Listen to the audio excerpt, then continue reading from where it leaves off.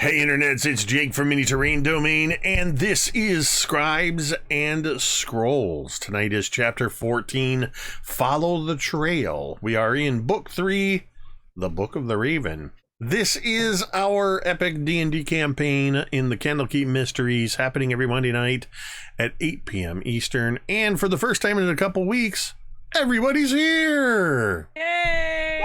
Yay! So sorry we got a little bit of a late start, but hey, these things happen. We're here. We're here now.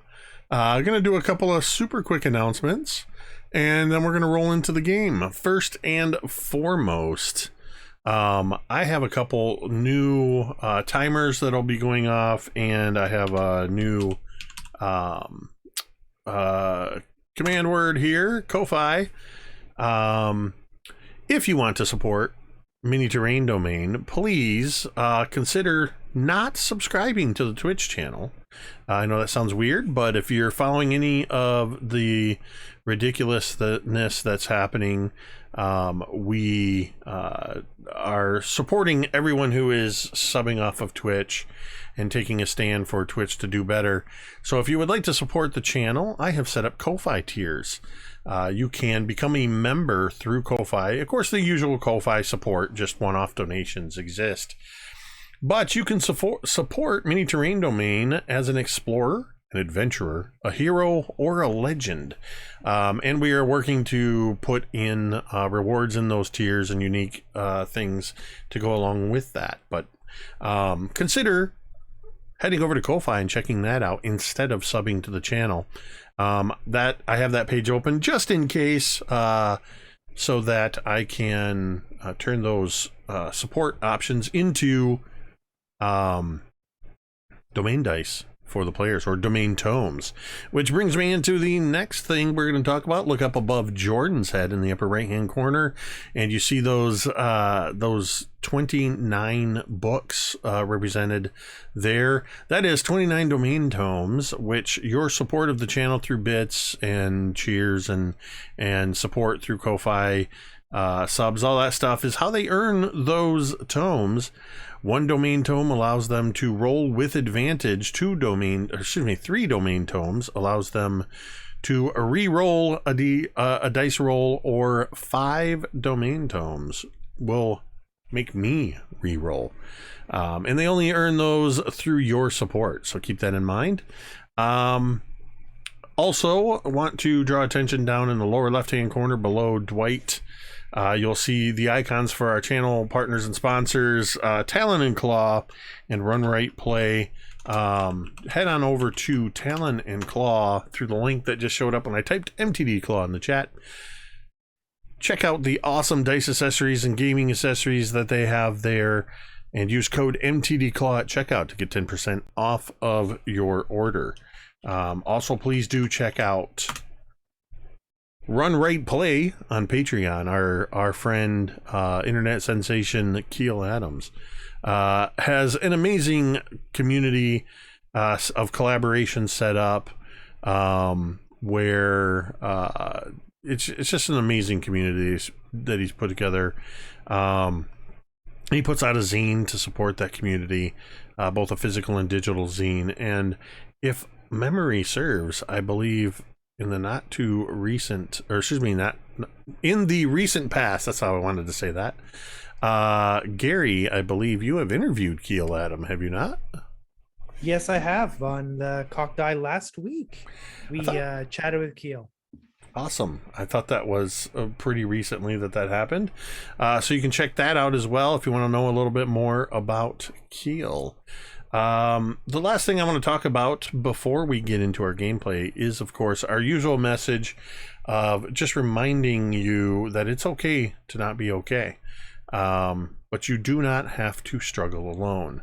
No matter what you're going through, we hope that we want you to know that you do not need to worry about how to get help. You can simply come to our chat any time of day or night, whether we're streaming or not. Type in !help like I just did, and apparently nothing will happen. Did I spell it wrong?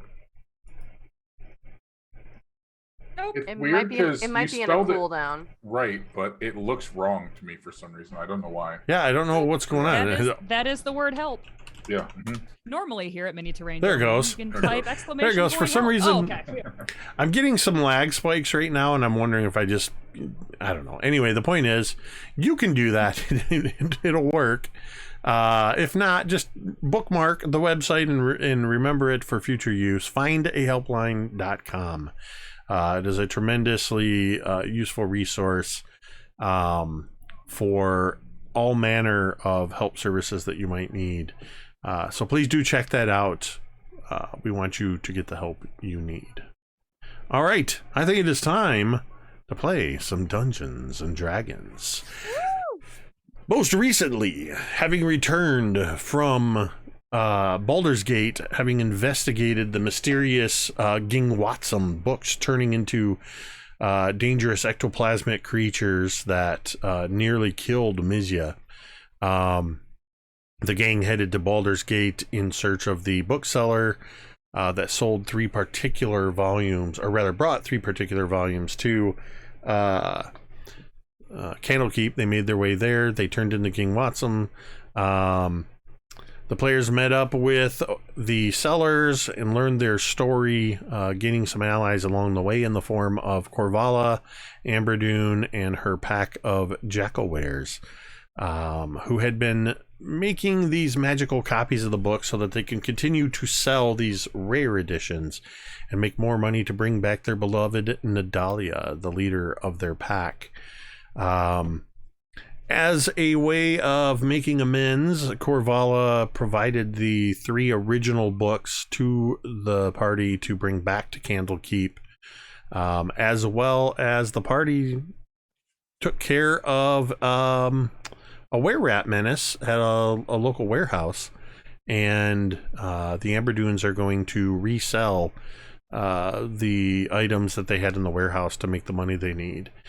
So they headed back to Candlekeep, the 5 or 6 day journey. Along the way, about the 3rd or 4th night, while on guard duty, Teera found a raven sitting on a rock with a mysterious book containing the scrawled history, or rather the scrawled journal of an unnamed author who spent a number of months recovering from a broken leg with the Vistani, and learning of the Vistani hospitality along the way.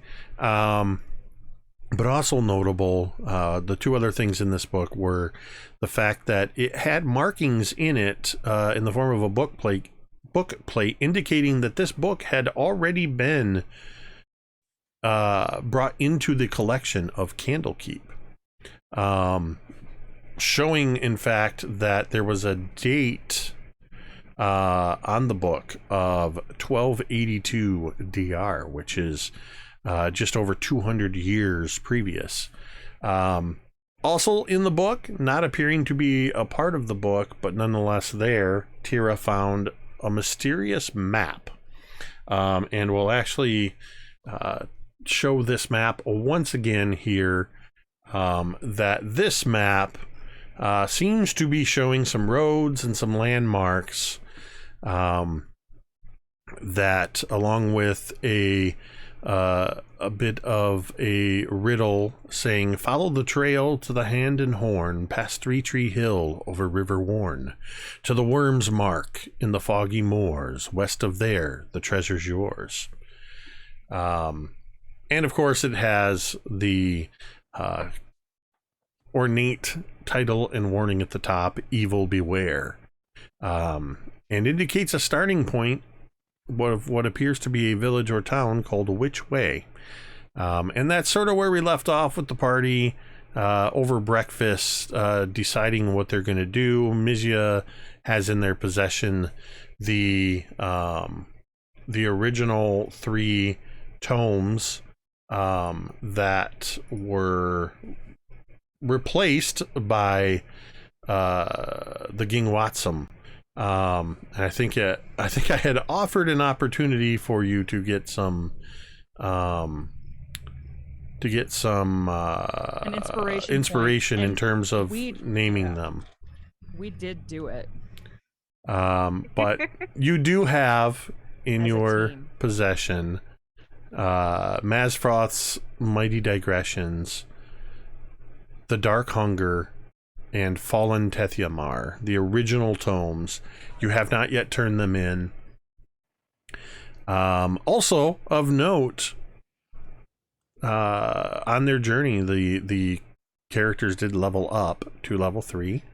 Vorn had a vision in his room at the House of Rest of his mother coming to him and proclaiming him worthy, and touching his mark of shame upon his forehead, declaring him worthy.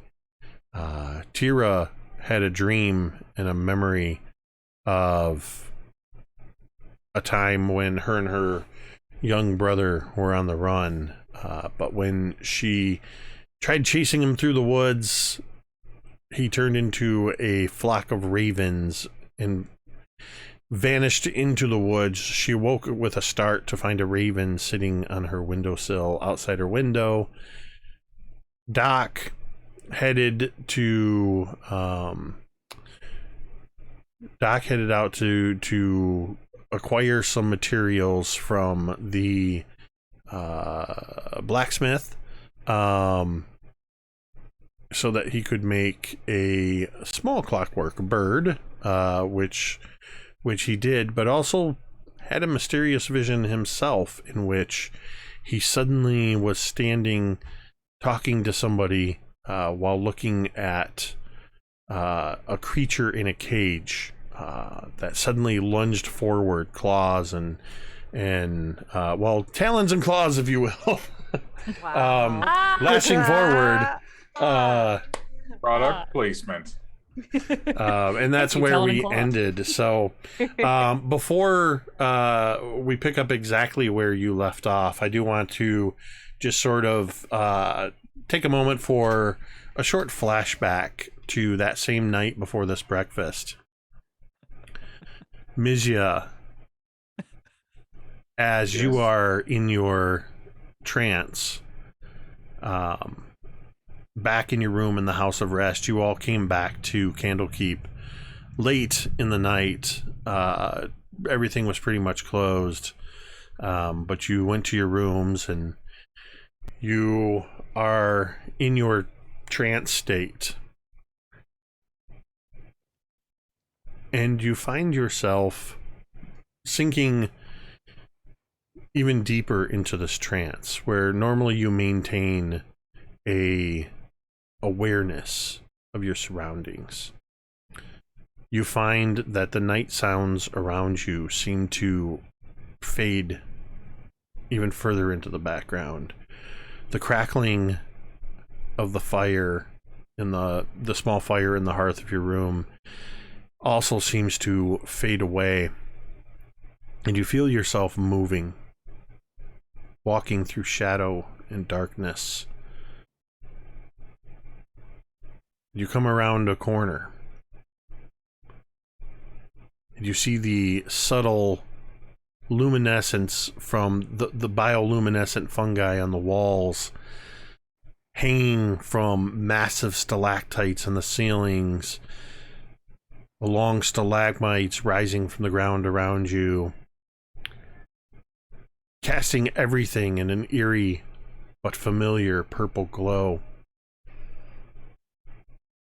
You see in the center, as you come around and you look down across this massive city, you see the glowing column of Narbondel that marks the passage of time in Menzel-Baranzan. You are walking through the streets, and this is a familiar route, a familiar path that you walked every day as you headed towards Citadel Zorlarn. Next to Narbondel, the Citadel is considered one of the most wondrous sights within Mental Baranzan. You are wearing... Well, you tell us what you are wearing. Is you have a station of honor, a position of honor within the house you serve. Tell us how you are dressed as you are walking through the streets, and describe the Citadel. So I am dressed in just long, flowing, they're these dark purple robes, basically the similar color scheme to what Mizya is wearing now, but much deeper. It's silk, and it's just these the gold filigree trimming these robes. Carrying my a book in my left arm, and while I have my unseen servant carrying a stack of books behind me. My hair is swept back and well kept, adorned with silver and gold trinkets, as the fashion for a lot of the upper nobility of Baranzan. Much nicer looking than the unkempt rat's nest that is Mish's hair these days. The Citadel is it's bustling with activity, as people go back and forth amongst their duties. But as I walk down the halls, they move out of the way.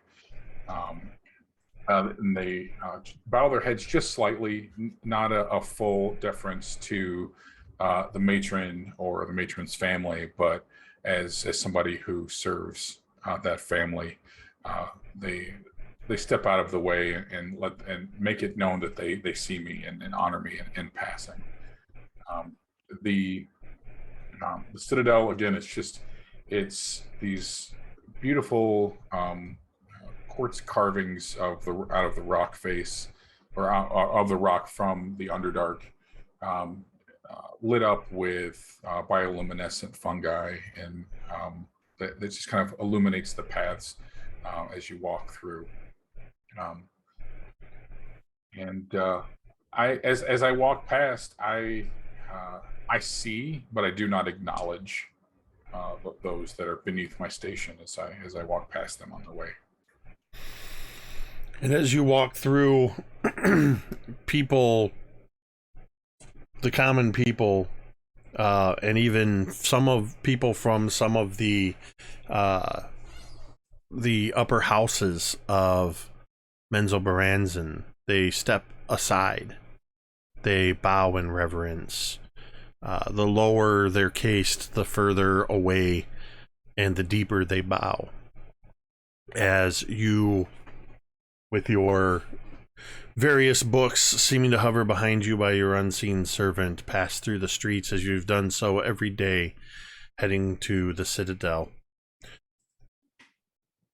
As you arrive through the entrance to the Citadel, you pass by along the path that has these large, like 3-foot high, colorful mushrooms that seem to almost be breathing as they pulse with bioluminescence.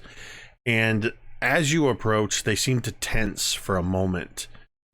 But you have magically been granted permission to enter the Citadel. And so the Shriekers, a fungi that would otherwise shriek out a shrill warning that somebody who doesn't belong was attempting to enter, they do not shriek as you pass by. As you pass through the door and the door frame passes by, we see you now deep in the Citadel, approaching where the matron mother and her eldest daughter are standing around, or almost standing over, an individual a male who you can already see as you enter. You see the stripes across their bare shoulders and back as Cari holds the snake-headed scourge in her hand, the snake whip. And you hear the crack as she brings it down upon this individual once again. And you can see almost the look of glee in her eyes. This is a pretty common thing to see, this sort of punishment being dealt out publicly within the house, and probably doesn't faze you in any way.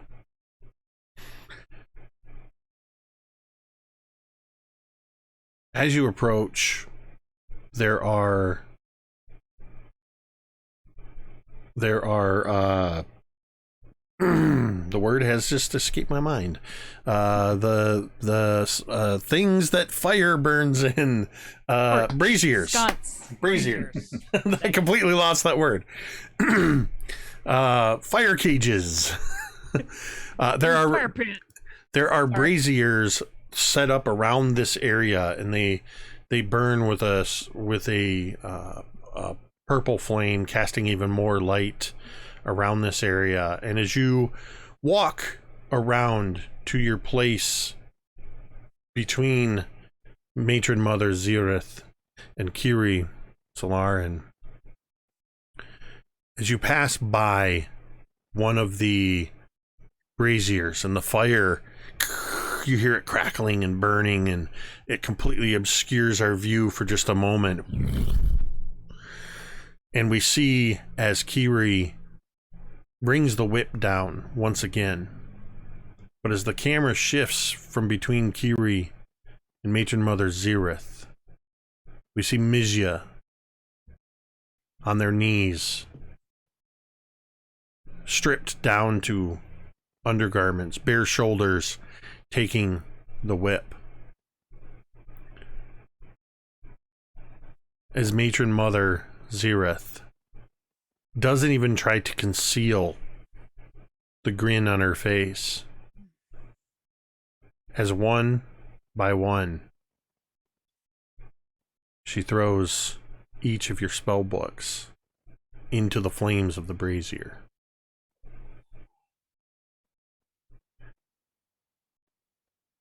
As one particular thick and ornate tome lands in the brazier, there's a surge of flame rising up in a sudden snap and crackle, and your eyes shoot open as one of the logs in the fireplace in your room has split, and a shower of sparks is just settling around you. You are back in the house of rest. What is going through your mind? What are you doing in the wake of this dream/vision? It takes me a minute to gather my thoughts. I look around. There's like beads of sweat kind of pouring down my temples. I look around to see if anyone is awake.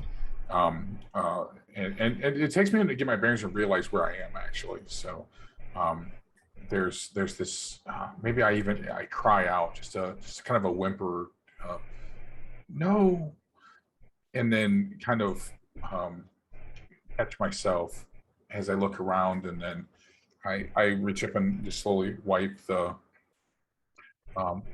sweat from my brow, and I stare into that flame as I just kind of take those memories and just push them a little bit further down. And it just very quickly, this veneer of indifference comes back across my face. As you do that, we see, as you're staring into the fire in your room, and we see that look as the camera sort of zooms in closer.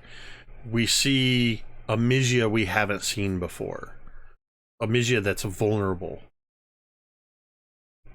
And then as the firelight flickers across your face and the morning light beginning to come through the shuttered windows, we see just this deliberate, intentional changing of demeanor as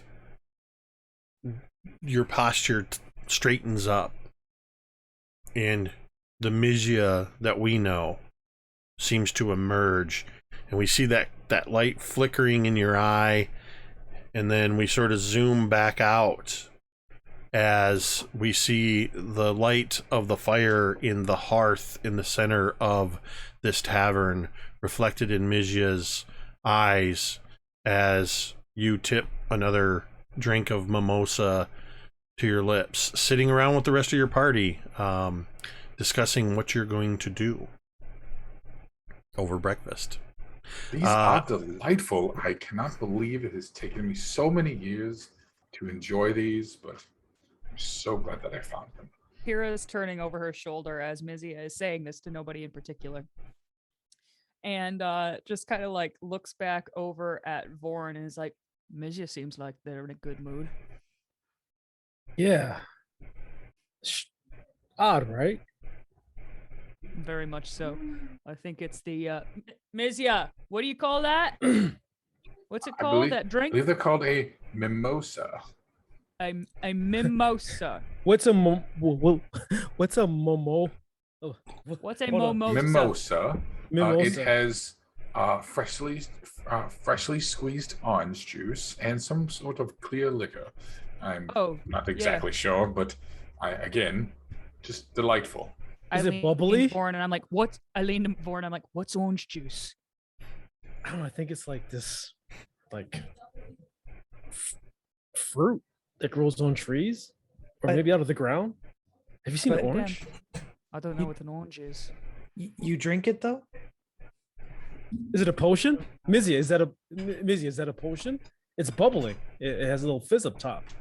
It's something. It's quite invigorating. Well, it looks good. Cheers. Well, everybody, I think we should. And at this point, Teera turns around from where she's sitting on the bar and kind of nods at the bartender, like when a group moves tables. And I go over and sit closer to Mizya, and I'm like, "Oi, everybody! I think we should kind of over our next mimosa. I think we should plan our next steps. I got a map here. I found it in this here book So that we were gifted by that raven, you know. So yeah, hey, Teera, when you get a moment, I gotta talk to you about. Yeah, when you get a moment. we can talk on the road, Vaughn. There's going to be plenty of time for that, I'm sure. It strikes me that we were granted admittance to do studying to the library, and we've done 0 studying. Thank God for that. The day I get caught studying here, I don't even know what I'll do. Mizya, do you know who I would talk to if I was looking for a specific book? Well, I suppose you could talk to me. What is it you're looking for? All right, it's gonna sound a little strange. I want to find a book that kind of explains how you move things with your mind, with your thoughts, but not magic. If that makes sense. Like telekinesis? I slowly turned my head. Kinesis? Hold on. Vorn holds his tongue.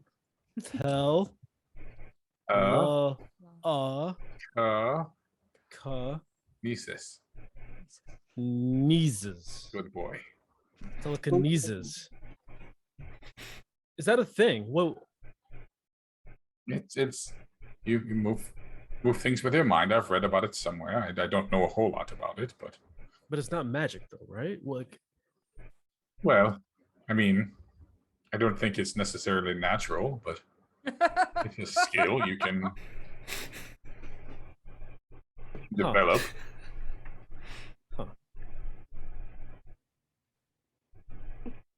Right. What are we I want to talking about insight. here? I want to insight check Vorn. I got a nat 1. I don't know shit. I wonder why he wants to read about that. First roll of the night, team. There we Starting go. off Hey, strong. get the bad rolls out now. Bingo. I can't believe Is the- I can't believe I buried this in the recap. But also last session, Doc took Little One on a magical flight around Candlekeep. Oh, I can sure show did. you the world.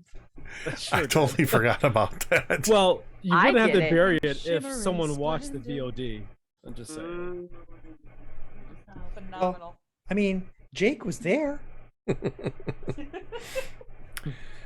It's well, not our job to remember what we did last session. So- Like, come on. So I certainly don't remember what we did last session. So. That's I did Yes, so many yes. amazing things. It's hard to keep track of them all. That counts, by the way. oh, I almost forgot. Cheers. Uh, Okay. Hashtag Mondays are Assyria. fun again. yes. would you and Soren have shown up for breakfast, or would you have gone off to do something else? What would you have done? So we pretty much Honestly- covered everybody else except for you. We would have probably been late to the party. Assyria probably last night slept on the roof of the rest. As she's prone to do. Yeah, she just supposed to look at the stars. Five-O? so Is that she- Five-O? Oh yeah, Survival. that's Five-O. She did the little wolf harness to pull Soren up, and then backpacked him down. But she was there largely just thinking, kind of mulling over a lot of the news that was kind of dropped on her. And trying to figure out what best to do. And considering her new comrades too, because this is still new to her to have a party, to have friends other than Soren. So Would I know where we've been? We've spent more than one night here. Yes. you in probably have Candlekeep. seen this area up on the roof. Would I yeah. have know where her or on the roof? Yeah. I would go not to the roof because I'm too dignified. I would go to Assyria's room, There you go. out of which I'm sure she made it to the roof. But I guess I say to these people at the table, my friends, if you will, I'm like, well, what are you talking about mimosas and telekinesis? I'm gonna go find Assyria. And I She's like probably quickly. sleeping. It's telekinesis, not kneeses, not knees. It's cis. I look at Vorn that is correcting me. How dare I give him that kind of like, how dare you look? I'm like, Did you just Hermione Granger Teera? Just-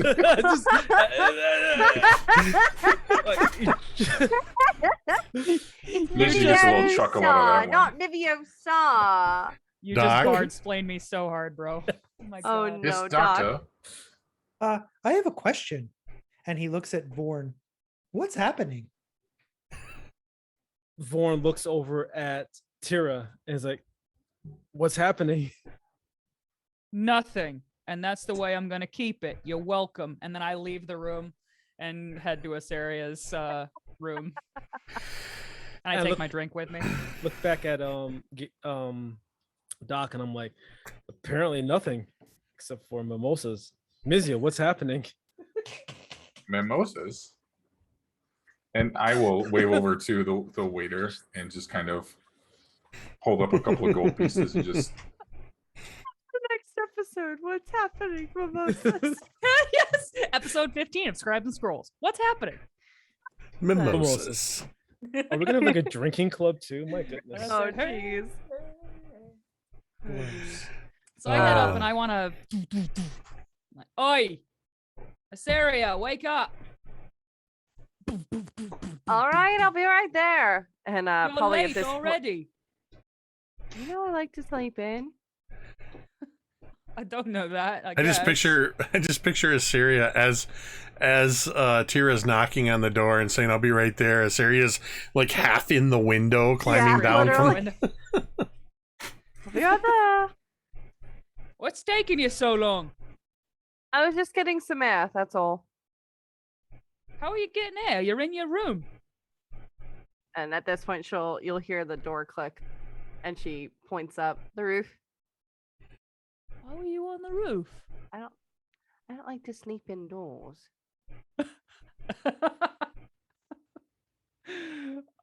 But you knew that about me by now. I like to sleep Well, I mean, we all outside. had to sleep outdoors when we were camping. I didn't think that's what you preferred.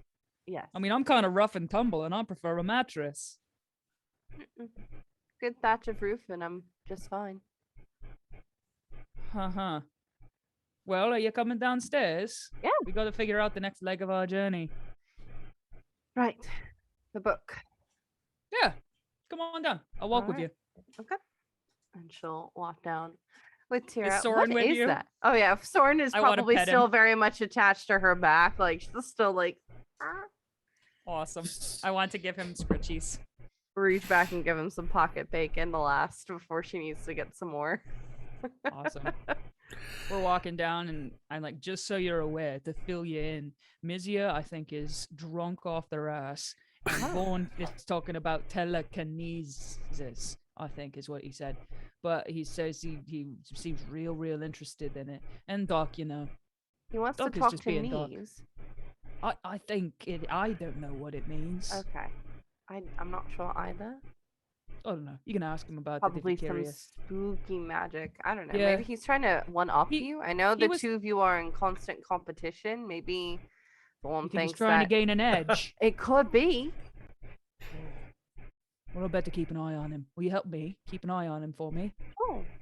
Well, Thank if you you. would like, we could do a little bit of sparring away from Vaughn if you wanted to. Yes. Always yes. 100 figured. times yes. I don't go quite as hard as you do, but Oh, we'll go with it and we'll get okay. There's a lot in you that I think can be unleashed. We just got to tap into it a bit more. Well, I look forward to your tutelage, and I kind of shove Assyria kind of playfully, but a little too hard probably. Probably knocks right into a wall. Like By this time, I imagine we're coming back into the heart. As you're walking into the hearth, and you sort of shove Assyria playfully, Assyria, you bump into what you think is a wall, but it's actually little one standing outside of the hearth, and just Another one. is standing outside the hearth, and he's just looking up into the sky, and he's got this look of awe on his face, and as you bump into him, he just looks down and he goes, "Oh, pardon me." No. And he crouches immediately down and just reaches out this big meaty hand to Soren. "Hello, doggy." And pats him on the head. You don't need to Pat. apologize. It was me that ran into you. I'm So, quite yeah. sorry. And I'm sorry by association. Well, it's Right. nice to see you. How have you been doing? I'm doing spectacular. Good. Thanks to Doc, I've had a whole new experience. He showed me a whole new world. Glorious. I have many questions. Well, Shining, shimmering, splendid. yeah. Do you still have your trinkets that I gave you the last time we were here? He reaches into a pocket of his, or rather a pouch on his belt, and very delicately pulls out the two figurines. But don't go anywhere without them. Good. Good. Anyway, I hope you have a lovely day. You too. And he, all of a sudden, he kind of looks past you, and he waves his hand, and he goes, "Good morning, Irony." As you see the young tiefling, Avowed, come walking across the courtyard towards all of you, and they just look up at little one, and "Good morning. It's good to see you, little one." And they sort of, you see that they do this little Irony's small red hand and little one's massive ogre hand, they just do a quick smack, smack, dop, dop. They got just like this quick little handshake they do. Awesome, yeah. And then Irony turns to you, Teera and Asaria. Oi. Oh, Hey. I see that you are back. Hey, Irony. Yeah, got back. Well, I guess it was probably either early this morning or last night. Late. So you have had time to rest up then. Good. So were you just heading inside? Yeah, we're gonna meet up. I think Mizya, Doc, and Vorn are all in there. I came to get this lazy bones out of bed. Right. I like Well, to sleep in. I'm sorry. I'm eager to hear of your journey and if it was successful or not. Well, come on in. And We're drinking something called orange juice. orange juice, yes. A lot of people prefer it with breakfast. I think it's from a little further south around Cormier. I have heard of it. Very good. You've had it too. Am I the only one who hasn't had orange juice? I haven't. I'll. Hi, Doc. Well, now you can have it. It's here, so you can have it. There's no excuse for you not to. That sounds disgusting. I'm afraid to try new things. Let's all head inside and talk about the next leg of our journey. That sounds good. Oh wait, why doesn't Lemon. Doc like to eat things? No, I'm joking. Yes, that's what the I Hold don't on. trust it. like Doc, you don't like anything to eat? Is ever? No, that sounds terrible. When's the last time you ate a meal? Let me think. Yesterday was what day? When was yesterday? Say the day of the week. Yesterday Orange. was the 29th of Tarsak. Oh, What was the yesterday. moon state that day? Yesterday was the 29th of Tarsok. So never. Hold I on. knew that So was coming. you've never had a meal ever, Doc? Well, there was that time I put the soup on my tongue, but it mostly went. Huh. And Vorn is just going to be perplexed for a minute and not delay what we're supposed to be doing any longer. Sorry, the cat. Sorry, she's incorrigible. Hi. Sorry, you're a distraction. You need to go. Everybody, this is Oprah. Oh, So Oprah. You get a Well, pencil, hell of and an you get a interviewer. pencil, and you get a pencil. Yeah. Just got that stage presence. I apologize. Never As, apologize you for a walk stream in- kitty. As you walk in, I meet you at the door. Teera, yes. Oi. Here, mimosa. And I'll hand you one. It's delightful. It will tickle your nose. Well, And I will Right. scamper off back to my I imagine Mizya has rosier. Their sort of violet complexion is a little brighter around the cheeks, and there's a little bit of a brightness to the eyes that you've definitely not seen before. wow. So That's Doc, that's like drinking acid. Doc is looking around. He's seeing Vorn correct Tira's pronunciation. Hold on, but Vorn also has a mug of the mimosa, like a whole jug of it. And he's watching Mizya scamper, and his eyes are just gonna be like this, wondering what's happening.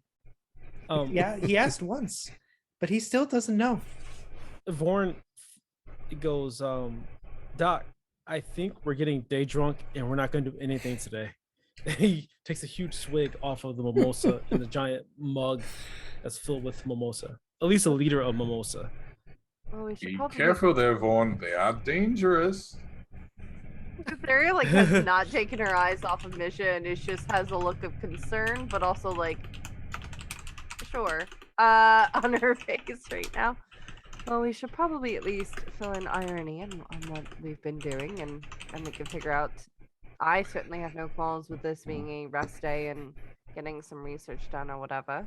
The before Foreign's gonna moving need on. another D&D breakfast scrambler to manage all this mimosa he's drinking. I have just an unhealthy amount of bacon. Just bacon. Yeah. I'm Sarah's gonna- pocketing it every chance she gets. Yep. I want to see if I catch Assyria stealing my She's not bacon. hiding it. She knows you know you like. She's literally not hiding it. Just give I you kind could of- if I wanted to. I know. I'm not even mad. Go ahead. Yep, she's just gonna. Because I know it's for Soren, and I can't yeah. be mad at that. As a- Alright. later. Another D&D scrambler arrives at in Oh. front of me that's sizzling. I'm like, Doc, really? You haven't had anything to eat ever? Oh God, no. Ugh. It's hot. Not so far as I remember. And he's watching Vorn like inhale whatever he's eating. And he's like, and I think I would. You don't know what you're missing. Oh, I know what I'm missing, and I'm okay with it.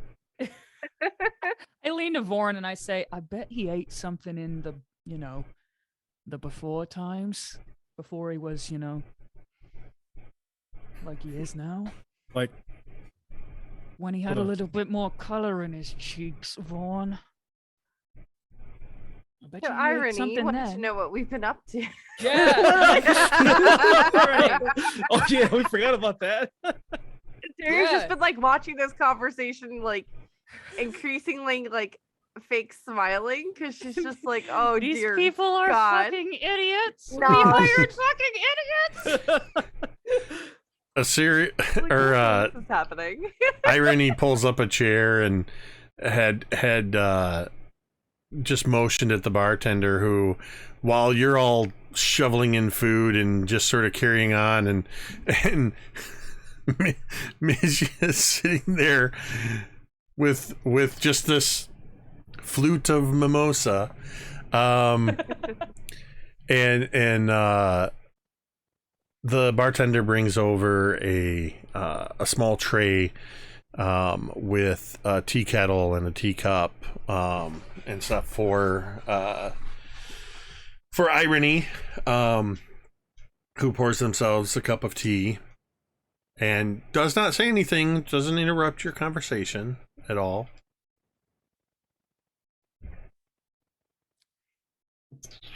Hey, Irony. So we were kind of thinking about where to go next, and continue the good work of Candlekeep. And we were a little. We found this book, actually, on the way back from finding the last book. But Wait, it's this, and finding the. in here What do there you was- mean finding the last book? I look nervously around at everybody else. I'm like, well, nothing. Well, Telesaboste sent us out to find a book. You see? Oh, yes, I know that. I was. Yeah, you were there. I was there with you, but that's why I was wanting to see you. You've just returned. I know nothing of your Oh. Sorry, success I of. sometimes forget that this is not an omniscient set of NPCs. Anyway, well, any hoozle. What is an NPC? What is any hoozle? We we just got back from our journey, and there was a family of were rats and then a family of jackal wares that we befriended, and we got some cool mugs, and there was, I feel like this is somewhat incongruent in scattered. Mizya, would you mind telling the tale of our journey? Oh no. Oh, I am totally the wrong person to ask that question right now. It feels like you were so very present, though, for the whole journey. Doc, what is your question? Do you remember when Mizzy was like, yes, yes, and like they had all that That's lightning around them? always, Miss. Yeah, that's always. Doc, what's For your what question? I recall, I said yes a lot, and I told the dead and killed a bunch of things, and then we got mugs, and now we're back. You were an Mimosa. invaluable part of the team. Doc, What were you saying, Doc? All Did eyes are on you. Did anyone ever think to ask why the were-rats are called were-rats and the jackal-wares are called jackal-wares? Why aren't they called were-jackals or rat-wares? Oh, it's backwards. How delightful. Well, language is all about usage, not about meaning, right? I think Mizya's. I lean to Assyria. I'm like, I think Mizya's drunk. Very. Mizya, how you feeling? Pretty happy today. Oh, it's just wonderful. Everything's wonderful. Okay. Doc, that's a great question. I Um, don't know. but I think besides the point, What's besides the point? What was the point? Did I miss Point the was point? our journey. yeah, the Assyria, point of a journey. do you want to tell Well- the tale?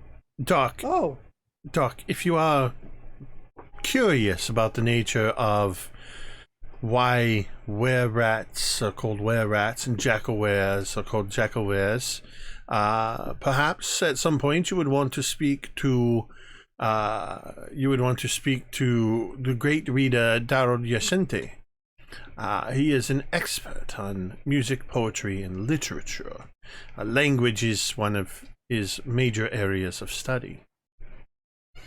Could it Sure. be that jackals are more jackal than they are were, and rats? Never mind. So I gather that you had quite an experience with some lycanthropes then. Yes. Yeah. yes. We found the book. And they almost killed us. Yeah. The rat ones, not the Oh. jackal ones. Wow. So you got to see actual lycanthropes and you fought against them? Yeah, ambush is more of the word, but yeah, we came out on top in the end, I guess. I tried to Wow. knock. That And is Vorn so puts a amazing. fist bump to Pura. Yeah. It was Fair very exciting. So were you successful in figuring out what was happening with these Ging Watsum, I think they were called, and the books that had been turned up here? The problem won't be occurring anymore. We It's been took care taken of it. How It did was you? an accident. It was an accident of parties, and that was about it. Just if we're gonna be working together, there needs to be at least a little bit of trust. I feel like. Assyria. What? Teera's making that face she does when she wants you to stop talking. I know. I see it. I have really great perception, and she's I'm not also right making any- here. And she's pointing right at Teera. I'm We took care of it. I'm- It's not going to be a problem anymore. It's That's all the been truth. taken care of. well. I can appreciate your wanting a bit of discretion, but Telesavoste is going to need certain details and confirmation of the completion of the job. I mean, Candlekeep is paying a fair amount of money to you. Well, for these We have jobs. the books. We have the books. We have You the have the real books? Mizya. Yes, Yes. Mizya, hand over the books. Give Arani the books. Please. Please. I reach into my bag and I just start grabbing random books Please. and handing them. No, how Mizya. how many books do we owe? 3? 3. Let's see here. If my notes are correct, they should be Basfroth's Mighty Digressions, Fallen Tethiamar, and The Dark Hunger. I rolled for this. By pure luck, I randomly grab those 3 books. And I love how you're like trying to not But I mean, get it's those like ones. You're I- like, damn it! not even looking in my bag, I just reach in and grab 3 books. and hand Wow. The power of drunk. Morning drunk. It's not even Right. like what time's like 10 Mhm. o'clock. By the Oh, power boy. of day drinking. So we have So- the books. Yeah. Confirmation. Mission accomplished.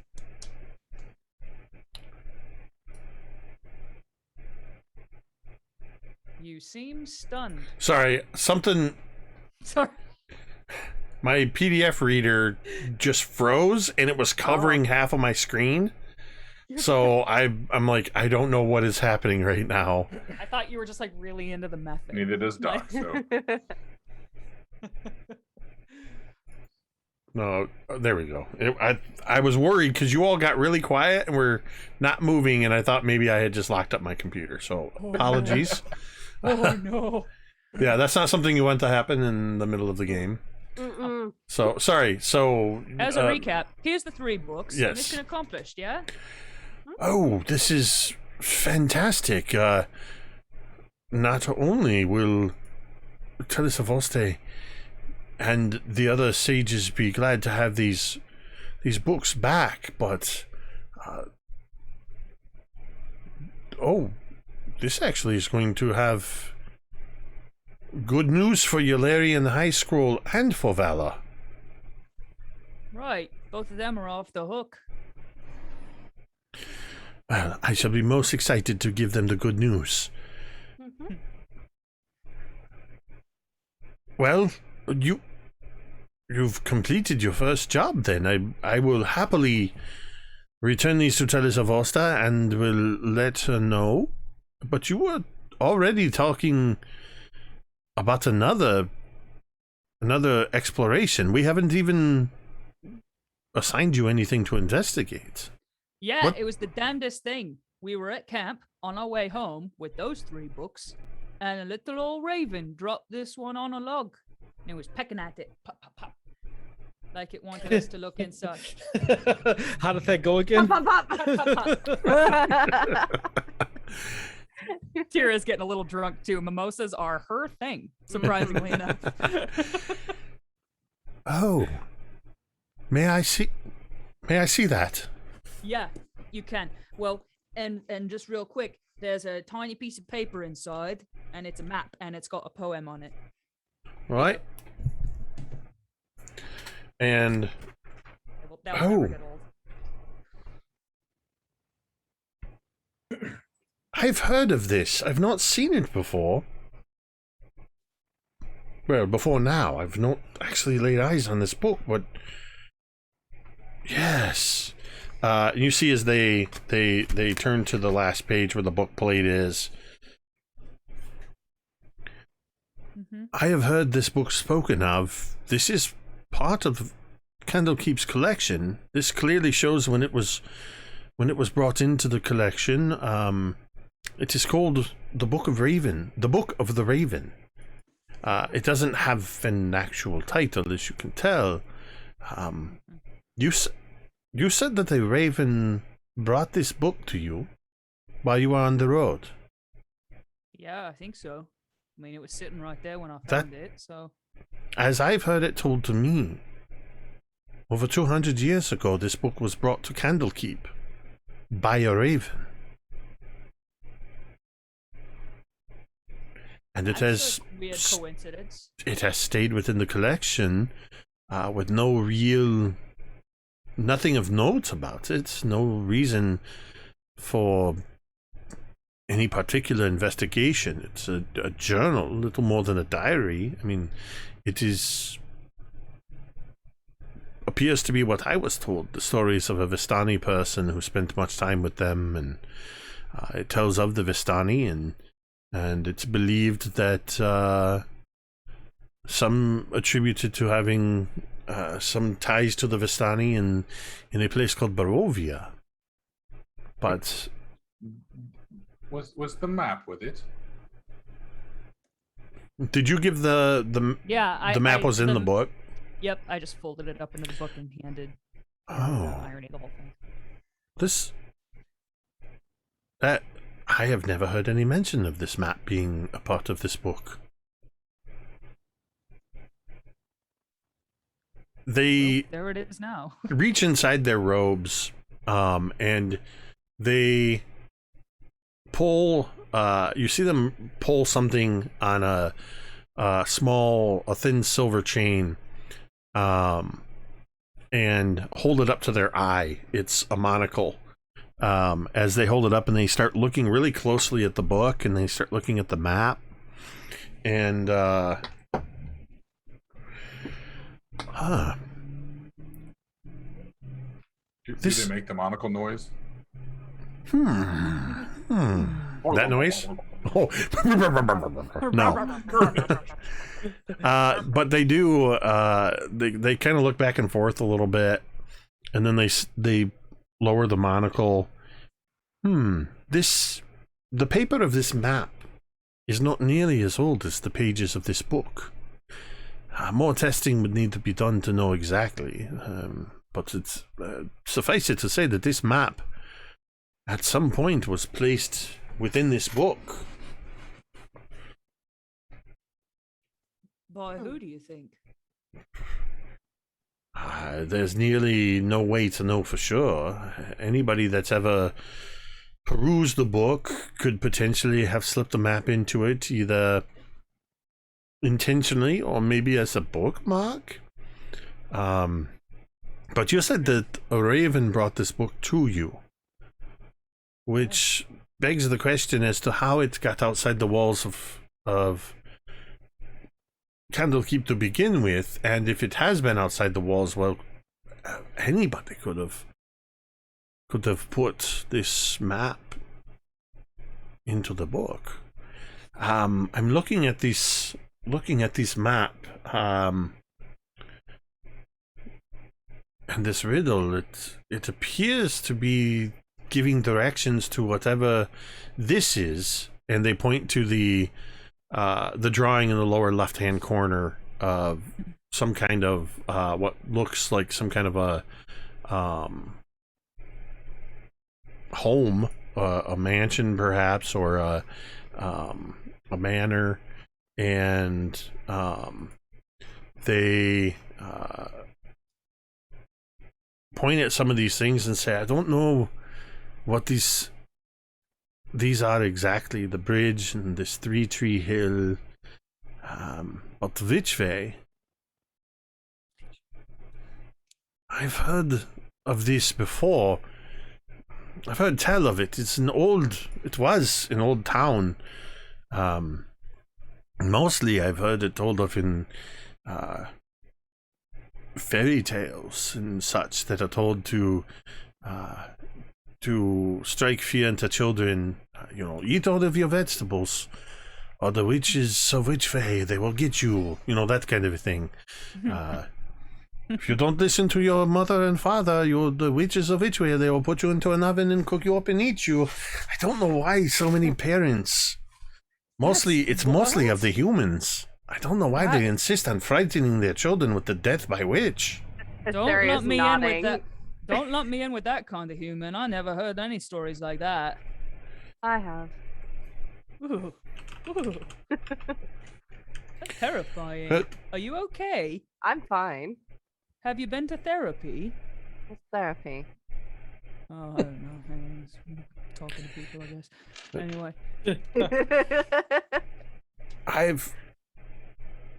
Like I said, I've heard of it talked about as part of fairy tales, but it's also been,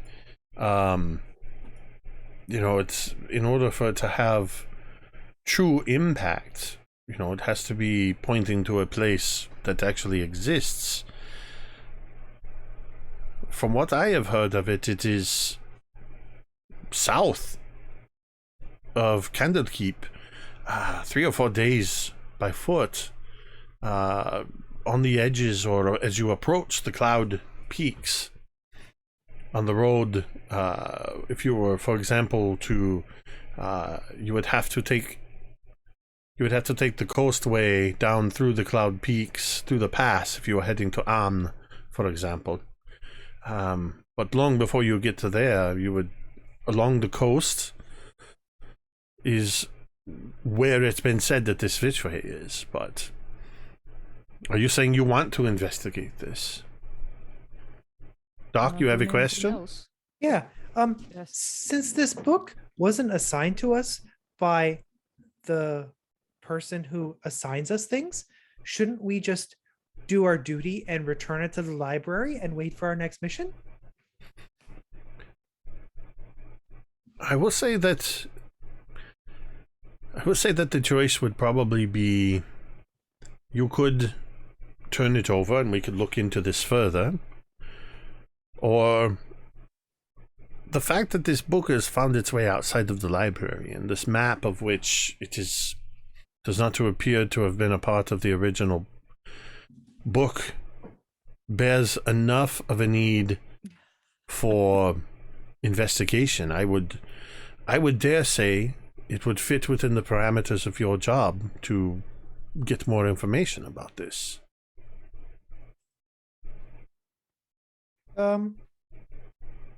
Okay, if you say so. Good checking though, Doc. We got to make sure we get paid. Good thinking. Oh, I don't really care about that. Well, I do. Okay. Well, All right. Well, we've gotten the blessing from irony, huh? I just kind of slowly reach over and back away. well, what if we took today? Kind of check in, and she looks over at Mizya. Look off that mimosa. Mimosa? Mimosa. Mimosa. We could do some research of our own, see if maybe we can find anything about the area. Irony, and can I set out tomorrow? bug you for a quick question, Irony? Absolutely, Vaughn. Are you able to get me a book that I can read on our travels about telekinesis? Before I even look at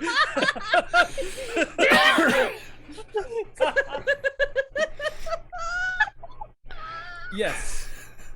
That's you. Wow. Irony just kind of looks over at Mizya and just leans over to starts to lean over to Teera, who's also drinking a mimosa, and then looks over at you as area and says, "Might I suggest changing up to water? They are going to want to be hydrated." I'll tell you when I've had enough. I definitely think it is a good idea that you do not embark on any travel immediately. There is no rush for this. I can either take this or leave it with you and tell Voste about it. Get a little bit more information. Vaughn, as far as books on telekinesis, it would, of course, be not a problem at all to find the relevant books that you might need to look into something like this, but I'm afraid that it is not something that you would be able to take out of the library. That is most unnatural. Or perhaps you might... I will speak to Master Sage, to Great Reader Vizier Ag, who... You just have one waiting for me when I... And Vorn is saying this as he's staring at a spoon, and he's like trying to bend it.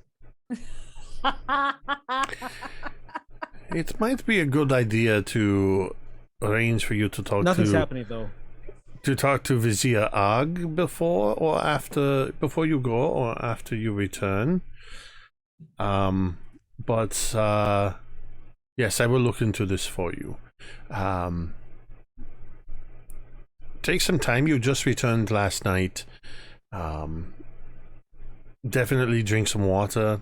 Maybe eat a little more something. I will speak with Voste, and if I have more information, I also, as they stand up and grab up the 3 books, I will see that these are returned, and I will give Vala and Eulerian High Scroll the good news. So while Born is concentrating on this spoon, I just kind of under the table reach my hand out and I cast Prestidigitation. I will make that spoon warm in his hand. Aww. Vorn, as you're Awesome. holding onto the spoon and trying to do this, you feel the spoon getting warm and getting warmer and warmer in your hand. And Vorn's like, yes, yes. And then he like thinks he can make it levitate with his hands, and he like drops it. And he's like,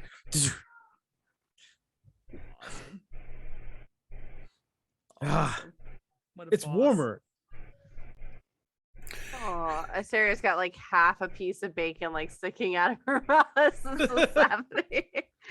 It's just like, all right. Why don't we hang on to the book for now? And Irony, we'll check in back with you later. We're allowed to peruse the library, correct? You will need to. I will have to speak to Telesavoste to get you the written permission to pass through the Emerald Door. As part of the arrangement, as investigators for the library, yes, you are to be granted permissions, but you will, trust me, they will not let you through the door if you do not have this in writing. So I will take care of that as well. Irony, one last thing before you go. Tell you what, one job off of your plate. You can go talk to the high scroll douchebag, and then I'll tell Vala that she's off the hook. I got to talk to her before she leaves, so. The irony when you refer to high scroll as a douchebag, just sort of very much that sort of teenager trying to hide the snicker. They seem to Shoe fits. definitely agree with that assessment. Very well. I believe Vala may have already been preparing her things to begin, or rather to continue work. There's a little bit more work over at the stables that they were doing. Oh, well, perfect. I know where the stables are. Thank you, Irony. All right. Well, I will see you later then. And that seems like a good place to take a break. Yeah. I will before I will reach over to Teera. I will pass my flute over. Yes, dear. Would you care to finish this for me? This is the most Yeah, I can can do. have, and it's like still like half full. Woo! I love mimosas. Mizya, thank you. What a wonderful gift. Oh, I love And so you, good. you look over momos, too. and for the first time ever, Mizya has a full face smile. You see these kind of yellowy, yellowed, craggly teeth kind of pointing out. But very quickly, they turn away. And Mizzy is learning how to love. All with mimosas. Right. right, I mean, that's how it starts, right? Right, All right. Well, we're going to go ahead and take about a 10-minute break. We'll see you on the other side. Please stick around.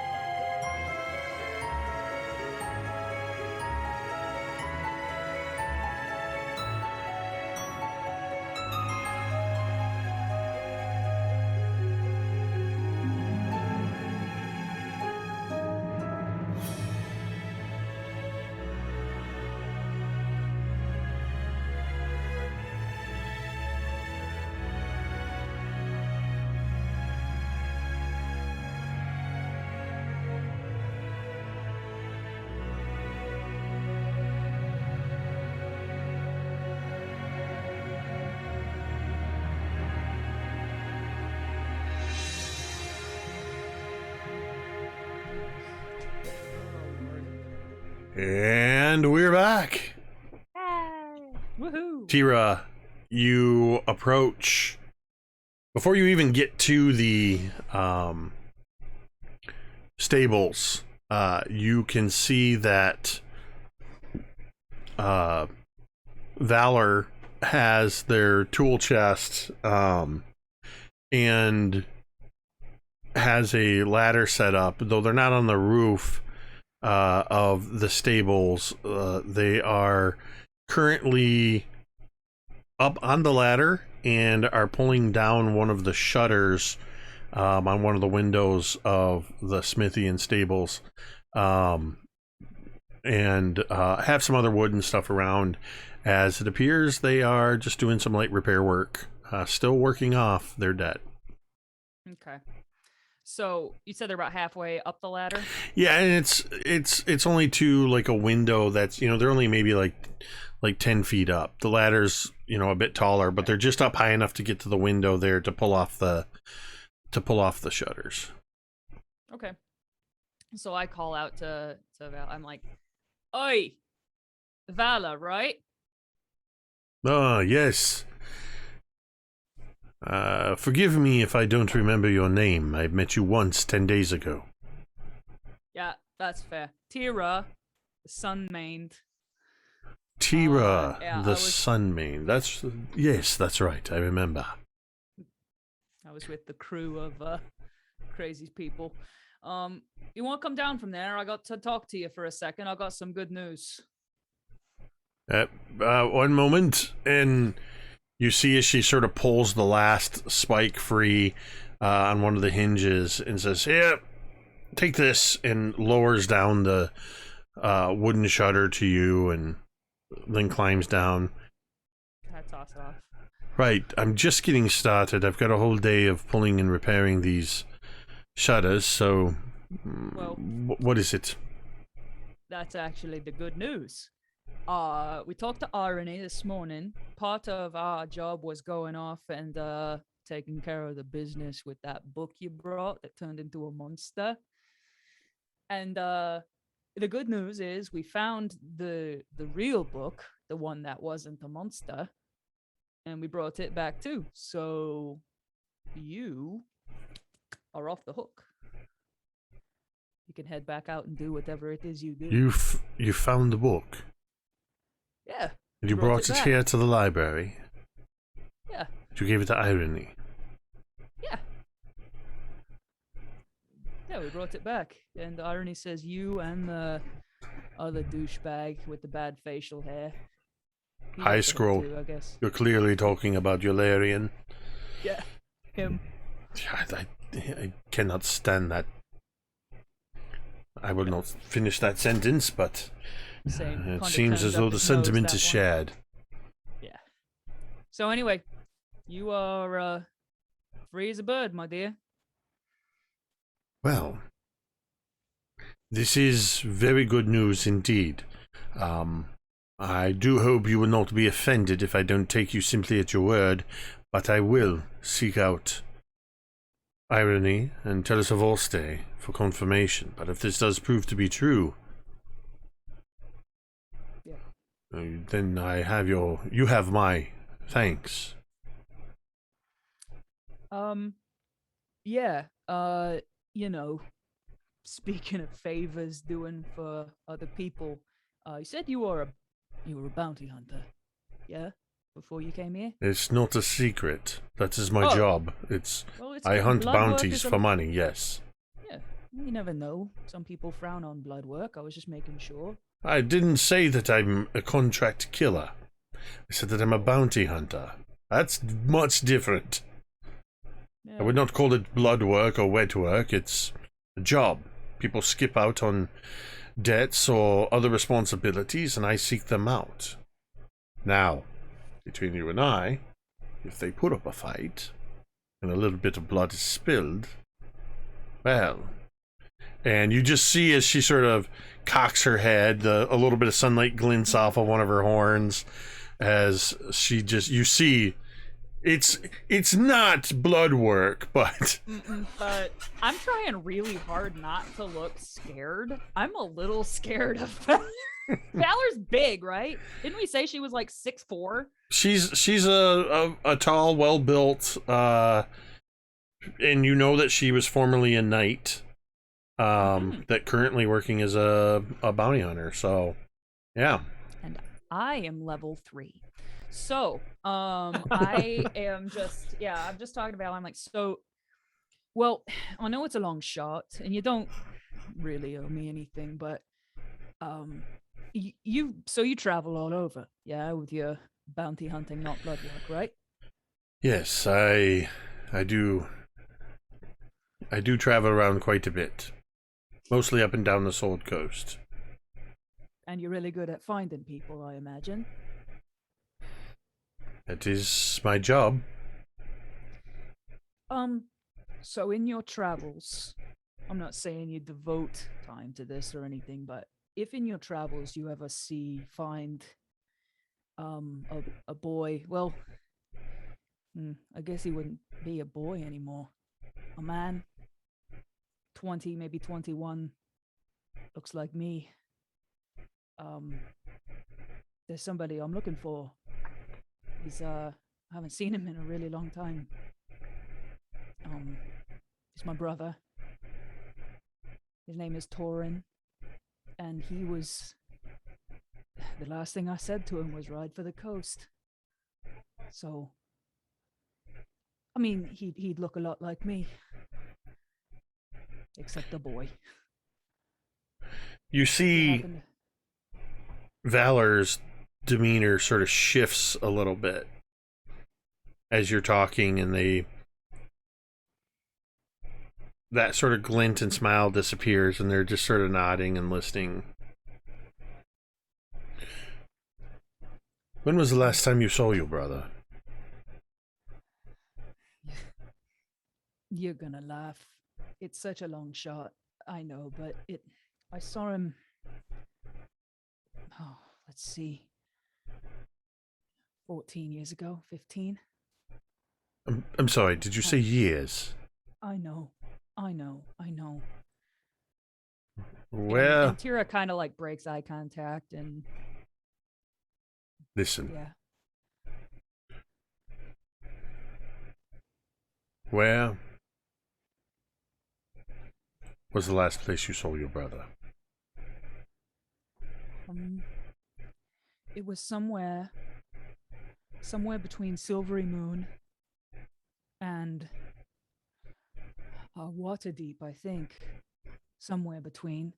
Maybe, probably a day or two ride from Silvery Moon between there and here. That is a lot of distance. I know. You're talking hundreds of miles between Waterdeep and Silvery Moon. Almost every syllable Valor says in that sentence seems to hit Teera like a physical blow. And at the end, Teera just like, I know it's a long shot. And I'm just saying, if you could keep an eye out. Just keep an eye out. 14, 15 years ago, a human, man, in his early 20s. Yeah. Looks like me. He'd be tall, he'd be big. In a distance nearly 1,000 miles. He would have made it to the coast. I just know it. These are just the facts. I am not making any sort of judgment, Teera. Please. Listen. And she actually reaches a hand out and puts it on your shoulder. It's not a firm grip. She gives just a quick, firm, reassuring squeeze to your shoulder. Look at me. You and I, we are about the same age. But we have very different experiences. I don't know what your story is. I don't know where you come from, or how you found yourself here. And you don't know my story, other than what you've been told. I don't question you and what you've done. I believe you when you say that you have found the book that had me working here for nearly a month. I have to confirm it, because that is the nature of all, well, all facts, they need confirmation. I would like you to trust me, Teera, that I am good at what I do. 15 years ago, you lost your brother. You told him to ride for the coast. Yeah. It is not a lot of information to go on, but it is more than nothing. I will make you no promises, Teera, the Sun-Maid. But while I am pursuing my own jobs and my own bounties, I will keep an ear to the ground. I will keep an eye out. And, should I find anything, I will send a message, one way or another, if I am unable to do so in person, to Candlekeep, in care of Irony. Again, I give you no promises. Do not take it as an affront if you never hear from me again. I understand. It is a big coast, it's a big world. And yet, And oh yeah, go ahead. people have a way of running into one another. And I smile, and I kind of do the same, like hand on opposite shoulder, and I just say, it's a large area, the Sword Coast. That's why I figure I'd cast a very big net. Thank you, Vala. And I kind of walk away.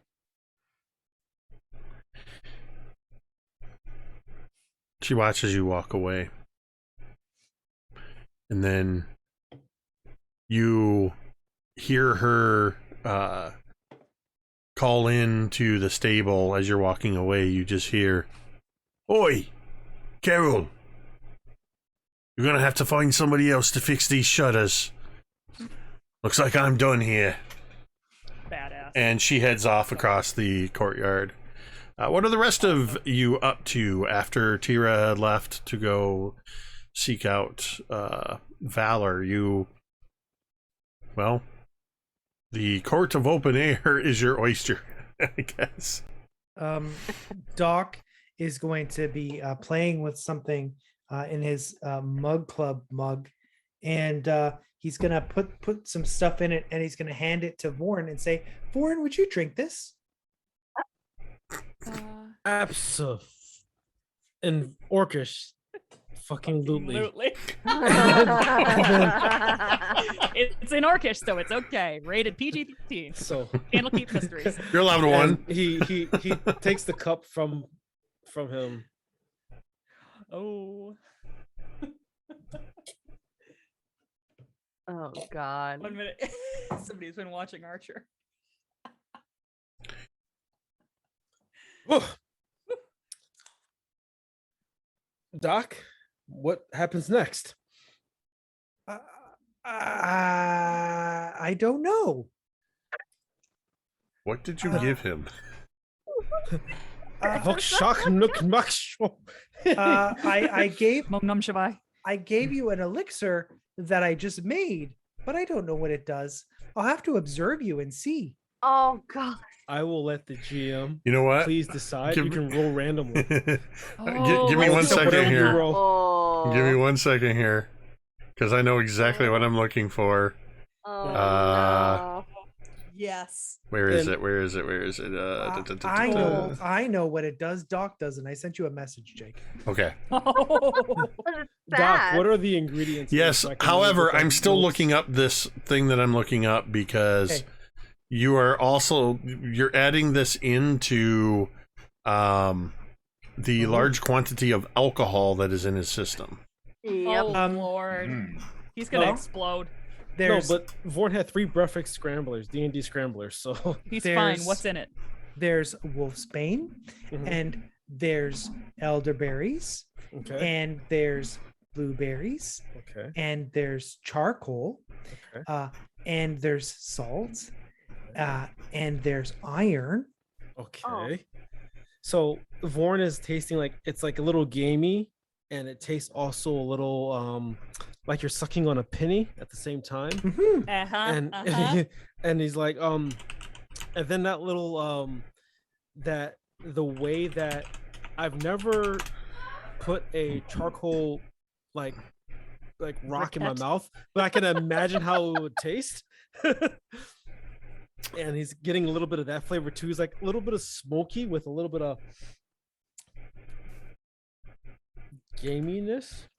Mm. This is like a cleanse. Roll me Well, a Constitution saving throw.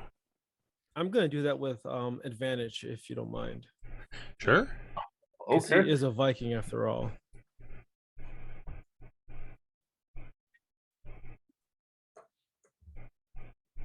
Someone yell skull as you Nice. plug. He gets 18. Warren Wait, rolls what? it. What just happened? I don't know. Ricky rolled something that wasn't a 2. Yeah, Oh, right. It was yeah. double digits. You missed when he rolled a nat 20 last week. I don't Yes. believe that. It It's happened. it's record. It's in the Watch VOD. Mm-mm. Which No. somebody didn't watch. Now I'm definitely not gonna because I refuse to believe it. Alternative La, facts. la, la, la, la, la, la, la. So Yeah. so that's enough to pass the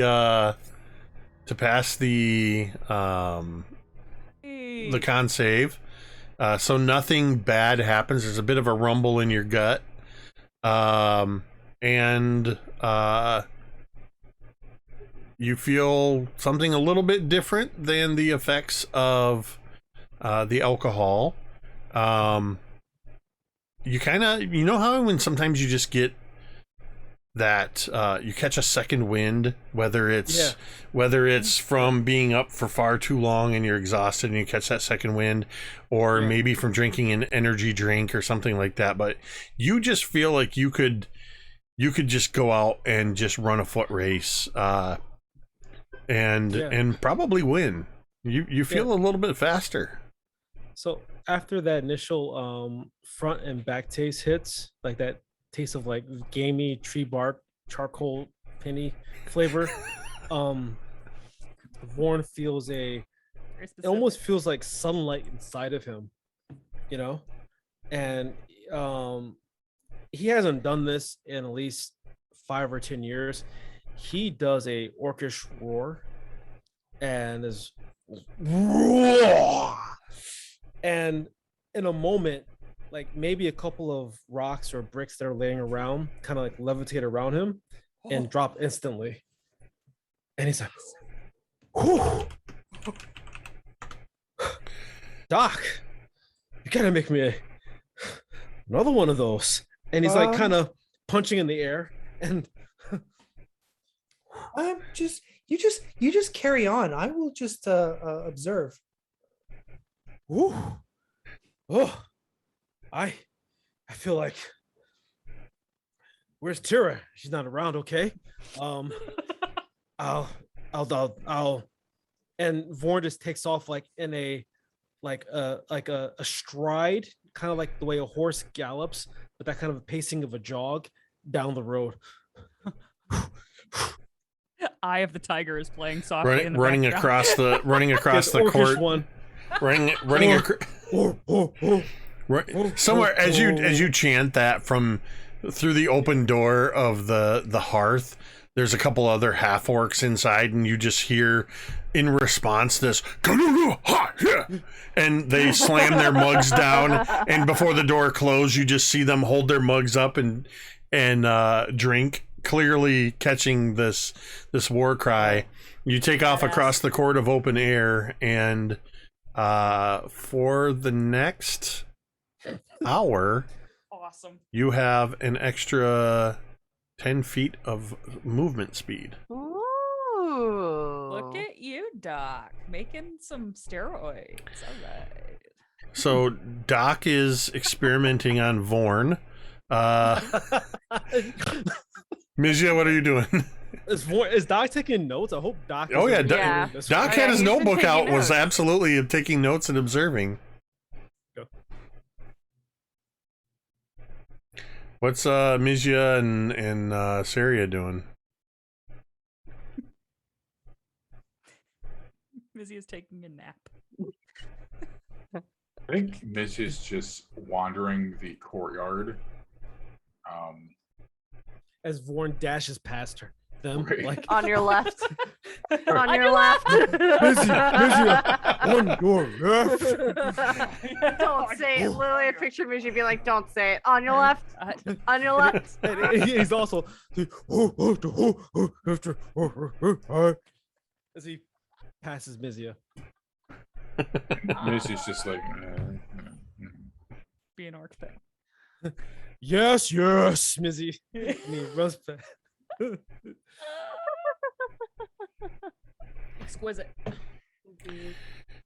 Asteria probably, after everyone left the table, was at the table kind of maneuvering through her bag, counting how many arrows she has, considering if she needs to make some more. She's gonna actually, seeing literally everybody going off on their own, take a moment, and she's gonna sneak back up to her room. And as soon as she gets in and Soren, she's gonna lock the door. And you just see her kind of leaning up against the door, just kind of closed eyes, just kind of mumbling nonsense words in Elvish.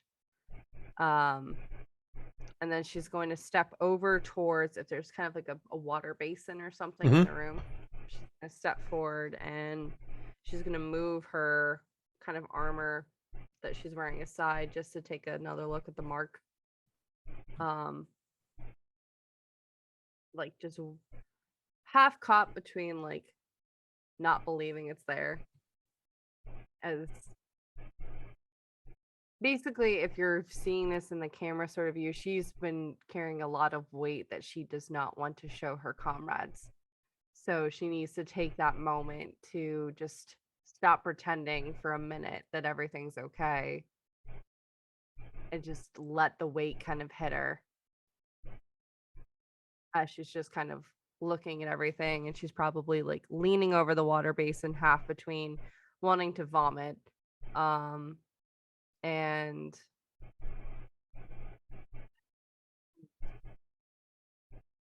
trying to like center herself. Make me a wisdom saving throw. Sure. Okay. Not good. Wisdom save? Mm-hmm. 9. As you're staring into this wash basin, it's a white ceramic bowl. And as you're leaning over it, part of your reflection, the curve between your jawline and along your neck and down to your shoulder seems to line up with the curve of this wash basin to one side, and you suddenly see it as it looks to be identical to the moon you were looking up at last night when you were sleeping on the roof of this building. The sliver of moon that was in the sky, or rather the sliver of darkness left in the moon, knowing that last night was the 29th of Tarsak, seeing the moon, you know from your time outdoors and what you saw. You're only 3 days away from a full moon. And you see this in this basin as you shift. You see the basin itself look now like a full moon.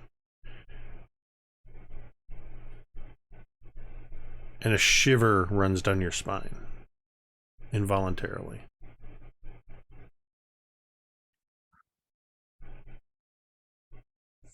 Soren whimpers at your side, sensing your distress. It's all right, boy. Mm. She'll give him some pocket bacon. It's all right. Quick aside, does it hurt at all? Does the mark like hurt in any way? Is it sore? No? Nope. Okay. All right.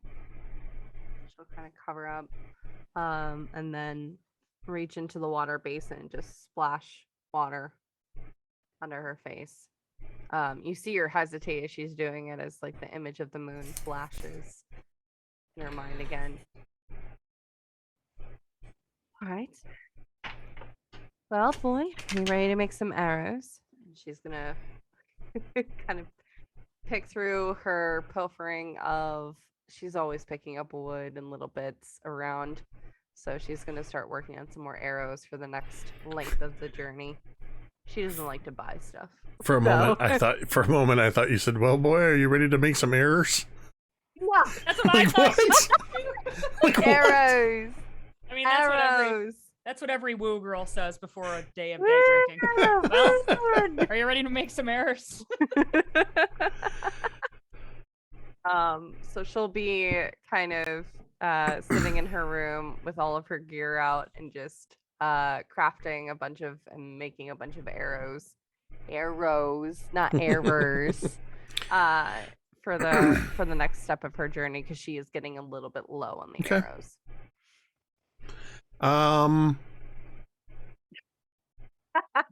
Cari.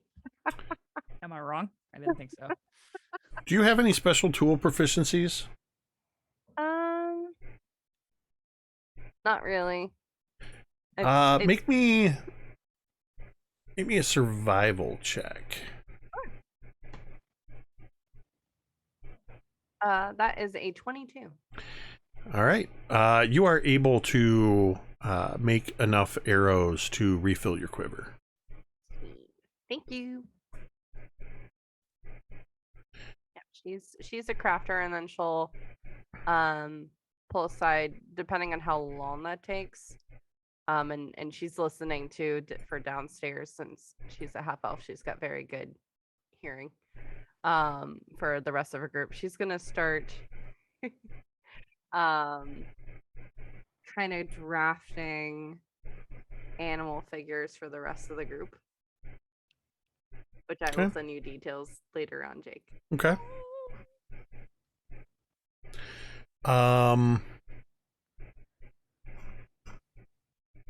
Mizya, Yes. as you are wandering around this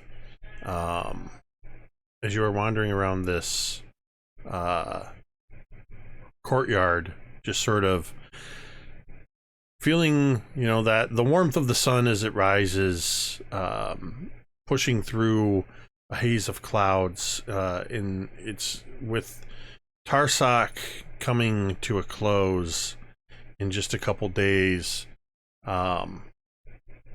That means that green grass is actually tomorrow. Actually, is green grass, which is sort of the celebration in some regions of the transition from spring into the summer months, before the month of Myrtle, and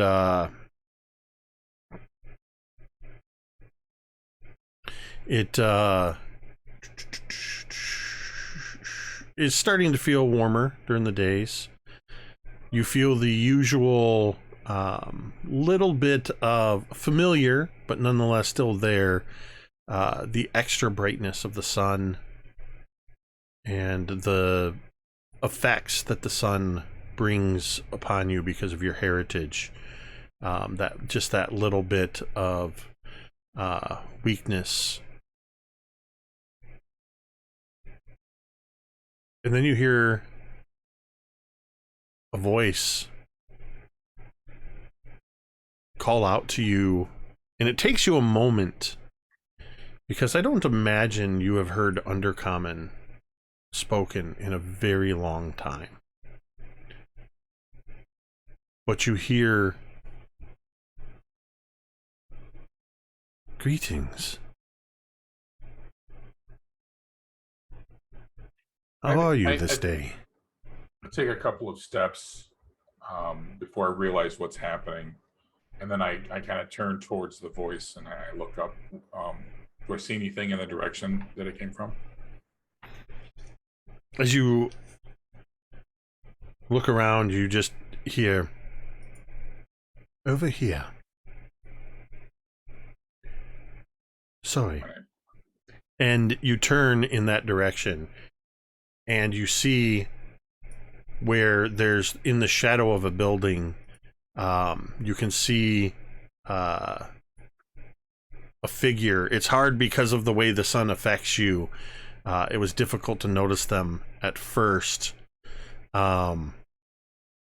You have managed to find your way wandering to the northwestern corner of the Court of Air, over by the Erudite Outfitters and Clothiers. And it's in this space sort of between the buildings, where the high wall that leads beyond the Emerald Door, which is just a little ways back and to your left, creates an area that's in shade. And you see that there's just a little area that seems to have been set up with a handful of tables. There's a little line of looks like somebody's put together like a little mini courtyard between these buildings with some flowers along the buildings, and there's a couple of smaller trees, but it looks like this area, just in a quick gauge, spends most of the day in shade, either from the buildings or the high walls. As the sun shifts, even the pillars of pedagogy will provide shadow 3/4 of the day, basically. This place seems to be likely to be in shadow. And sitting at one of the tables, you see a drow gentleman. Yes. Hello. Do you answer in Undercommon or in Common? In Undercommon. I think it's a little bit halting at first, as I haven't spoken in probably decades at this point. Well, your Undercommon is a bit, pardon me for saying this, archaic. Your pronunciation is of a time much older. Yes, well, I haven't had much chance for speaking with others of our ilk in many a year. I'm sorry, I did not catch your name. I did not give it to you yet. He stands up and he takes a slight bow. My name is Emero. It is pleasant to see you. Are you studying here? Of a sort, yes. You may call me Mizya. Mizya.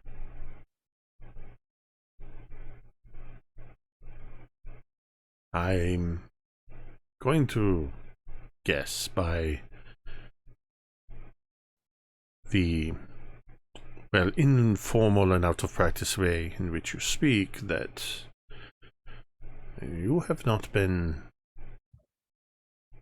below the surface for quite some time. Yes, well, I'm not exactly welcome there anymore, so thank you for bringing up that lovely subject. Will have to please allow me to beg your forgiveness. I meant no offense by this. It is... Well, it is not uncommon to see the Dark Elves up and down the Sword Coast. Things are not as they used to be. Our kind are much more welcomed into society. But I was drawn because and again, forgive any potential offense, but it is apparent that you are someone who has walked upon the surface for many, many years. How old does this drow look? I would say they look to be maybe in between 100 and 200 years old. So relatively young. Young. Yes, well, boy, I have likely been walking above the surface for longer than you've been alive. But clearly you have something you want to ask, so on with it. You mistake my intentions. Mizya, you said. I merely wished to greet you. I saw you walking about, and it would have been rude to allow you to pass by without acknowledging my presence, lest you assumed that I was spying upon you, or had other untoward intentions. I merely wish to greet you. I kind of cock my head to the side. What kind of vibes am I getting from him? Do I sense that he is honest, forthright, or? Let's make a vibe check, please. Yeah, go ahead and make a vibe Right. check. That's going to be a insight check. Oh, that's what they call it. Okay. And I'll say make it at advantage. Yeah. Good, because that's going to be an 11 with advantage. So. You are out of practice reading drow faces and expressions. You've met and dealt with drow in your many years on the surface. And you would yourself have noticed that over the years, more and more drow have come to the surface. There's still not a lot of drow on the surface, but they are indeed more welcome. Times have changed. They're more comfortable to freely move about without being questioned or anything like that. So, but you are out of practice. And he just seems like how you feel about him is entirely up to you, but you don't read any particular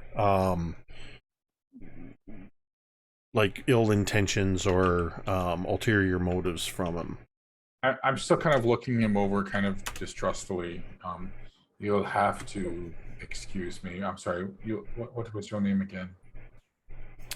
Emerald. Morel. Yes, I do apologize. It has been, as I said, many, many, many decades since I have been. Well, I don't even know that I can call it home anymore. I have spent tens of years cloistered in the library, studying. So my interactions with our people have been little to none. So I do apologize. No apology is necessary, my friend. As I said, I wished merely to greet you, and I hope to see you around. Perhaps someday I can buy you a cup of coffee or some wine or something. Again, my intentions, please understand, are merely, well, above board. I don't have any ill intentions towards you, and if we are here studying at Candlekeep together, I would be honored Well, by your presence.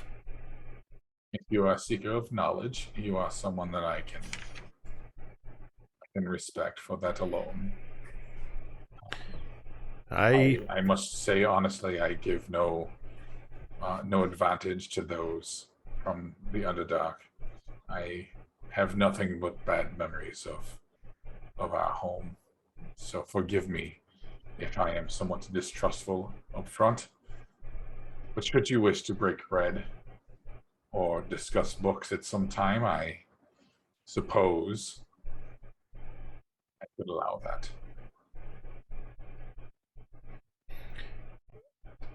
I would expect no special treatment, merely the honor of your presence at some as yet to be determined time. Well, Mizya, it has been a pleasure to make your acquaintance. Now, I feel it is only polite if I cease interrupting you and let you continue with your stroll. And again, he bows and takes a step back and sits back down at this table in the shade, and picks up a quill and continues to write in what appears to be a leather-bound journal. As he bowed, I just turned and walked away before he even stepped back up. All right. Yay!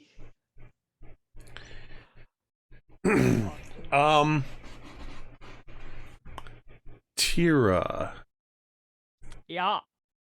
at some point later in the afternoon, after you spoke to Valor, where would you go? What would you do? Honestly, like, I'd probably just kind of wander around, like, go through the clothiers, see what they got, just to kind of peruse and talk to the people and talk to some of the scholars, the ones that aren't douchebags. Yeah, just kind of walk around and talk to people, kind of just shooting the bull. So somewhere in mid-afternoon,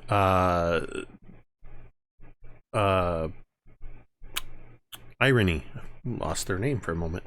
Irony finds you and just comes running up to you and says, Teera. Yeah. Oh, good, there you are. I've spoken to Talisa Voste, and she is very pleased with the work that you have done.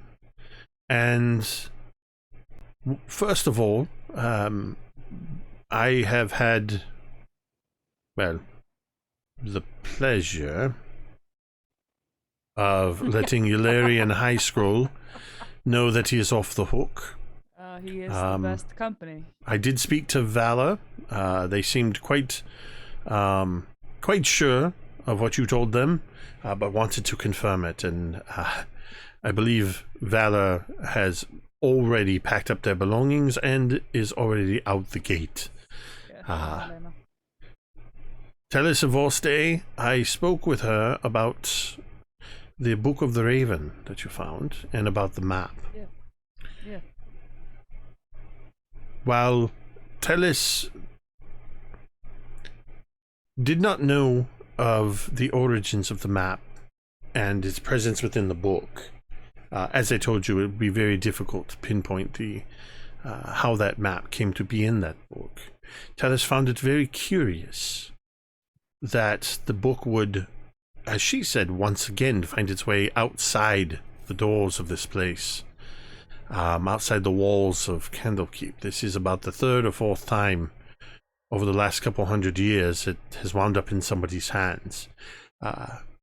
Although in the previous times, people attempted to bring it back and use it to gain entry, but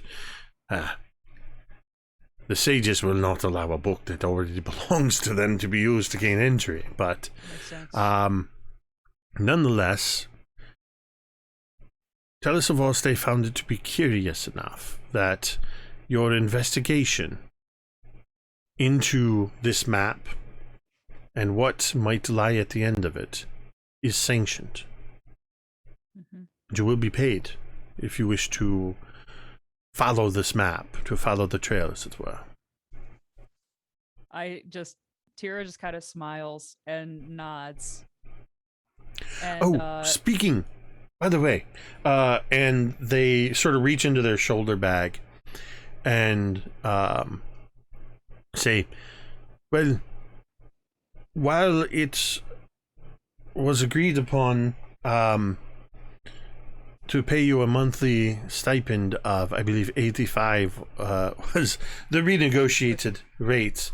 85. Tellus wanted me to give this to you, as it has been a week and you may need to outfit yourselves, and pulls out a leather pouch and says, there is 150 gold in here. That covers the 30 gold per each of you for 1 week's of your employment. To make it easier for bookkeeping, Tellus has agreed that you will be paid 30 every 10 days or 90 gold per month each for your continued service. So this is your first payment. Oh, good. I don't have to buy everything anymore. Teera kind of smiles and gets this sort of like sly grin. This doesn't feel like super, like, it's been tough, but it just feels almost like it's easy-ish work in Teera's book. And then Teera sort of smiles pretty slyly at Irony and goes, well, which way is which way? And that's where we're going to end tonight's session. Yes! I've been sitting on that for 3 hours. I love it. I love it that we've just developed this actually Jeremy and I spent last Thursday, because Dawnbringers was off, I did a painting stream, hung out with Jeremy from Erasmus Expeditions, and we turned it into this informal podcast like discussion about gaming, and this was one of the things I talked about, how it's not always me. My players are developing this amazing sense of when those moments are, and we go for that like television episode. What's that perfect way? And I said, if one of the players throws it down, I'm ending the session. Executive producer Dick Wolf. Yep. I'm not going to step on it. I'm going to let you have those moments. This was a fun session of just getting to know the characters a little bit more, sort of wrapping things up. Like I told them at the break, told you all at the break, this is all of our story. And if our story happens to be day drinking mimosas and eating a bunch of food and feeding each other mysterious potions, then so be it. These are, not every adventure is going to be traveling the road, fighting were rats or, what have you, though those will be, coming. So, or showing up periodically. This was a lot of fun. Eventually. Yeah, this was a lot. I'm never in a hurry, or will never tell you, hey, let's just move on to the next thing. I will interject where I need to, but yeah, this was a lot of fun. And we're developing these characters. Before we head out of here, a couple of things real quick. Dawnbringers is off again this week. It was a planned break both last week and this week. We will be returning with our next episode, which is going to be an epic battle on Thursday, September 2nd. Be sure to check out other folks. We will not be anywhere around Twitch on Wednesday, September 1st. I'm telling you that I'm personally taking a day off of Twitch in support of many's that are, but that because of everything that's been going on with the increased veracity of hate raids and blatant racism and harassment that's been taking place on Twitch. You need to make a choice for yourself if that's what you're going to do or if you're going to support that. I will be off of Twitch on September 1st all day as part of hashtag a day off Twitch. You can look into that further on Twitter if you wish. But we at Mini Terrain Domain are in support of the creators and everyone else, and we ourselves are calling for Twitch to do better and for Twitch to do something. As part of that, I'm actually going to say I am going to promote this one more time. I'm not going to put the link up because I think it just showed up. I am shifting some of the funding for Mini Terrain Domain, the fan support, to Ko-Fi. There's a link there. But right now, don't sub to the channel. Don't go put anything. Don't support me on Ko-Fi right now. Go out and find a marginalized creator and throw some coin their way if you feel so entitled or not entitled. Move to do so. That's just me asking you to do that. You do it if you want to. I'm not your dad. Yeah, so that's all I have to say about that. I believe, Gary, you've got something you want to announce.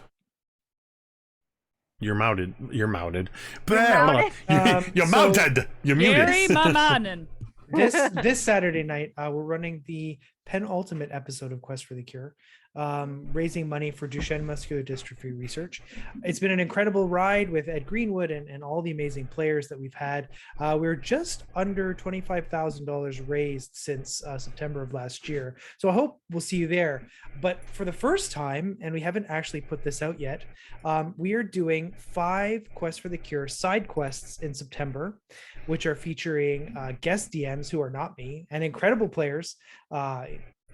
Adam Bradford and Lauren Urban and Megan Kenrick and Tanya DePass and Jake and Jordan and a whole bunch of other folks are going to be participating in this. And you have the opportunity to play with them as well. I'm going to drop a link in the channel. This, like I said, this is not live. This is live, but I haven't published it anywhere except here. So please do take a look at the Quest for the Cure side quest. We have an incredible group of casts, 5 games that you can participate in. We hope that you'll check it out and support our continuing quest to defeat Duchenne muscular dystrophy. I am always honored to be a part of these in any way. I think it's just, obviously at Mini Terrain Domain, we've got a soft spot for helping out with charitable organizations, whether it's producing, running, playing, and supporting those within our community that do so as well. And I have worked both in production and in participation on some of these Quest for the Cure projects with Gary. Gary, you have done amazing work with this. I know you know that, helping to raise many thousands of dollars for this very worthy cause.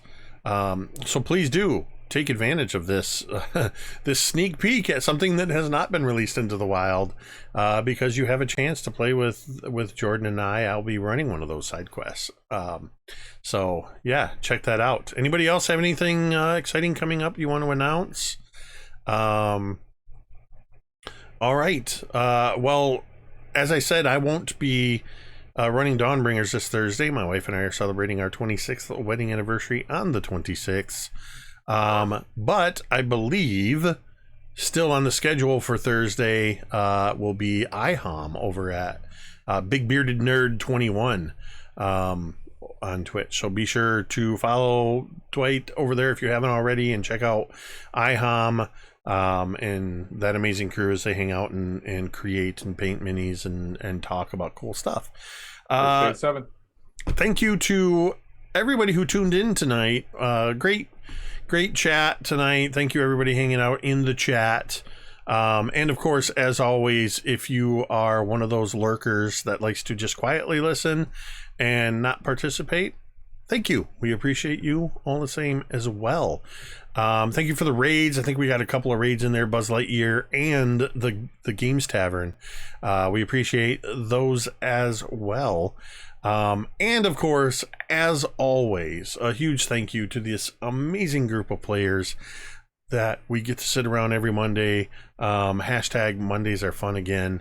Thank you to Gary and Jordan and Dwight and Cari and Ricky, without whom it would just be me talking to myself for 2.5 hours. With that, we are going to go ahead and end this stream the same way we end every stream. And you can say it with me if you want.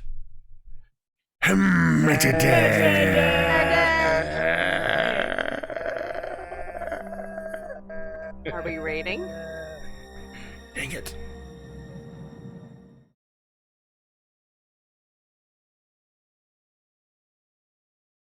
Here. I never hit the button. Internet's I'm like, hey, we're gonna get out of here. We're gonna leave. Surprise! We're still here. Surprise, mother trucker. Bonus session. I'm like, I looked up at the OBS. I'm like, I still see all of our faces. We are not out of here yet. Who is? You know Who what? else is be 26 years, by the hidden? way. I see Zerjester is playing some Yes. Hades, which is a new favorite game of mine. That I just downloaded Oh, yeah, and started that's playing fun. recently. It is awesome. Old dungeon So crawler. we are going to throw a raid over at I guess it looks like I hit the map button instead of getting out of here. So yeah, we're gonna go ahead and start a raid. So if you're still sticking around with us, we're gonna actually leave in just a moment. Be sure to tell Zerjester that Mini Terrain Domain sent you. So now, once again, we're going to actually end the stream the same way we end every stream, and you can say it with us if you want.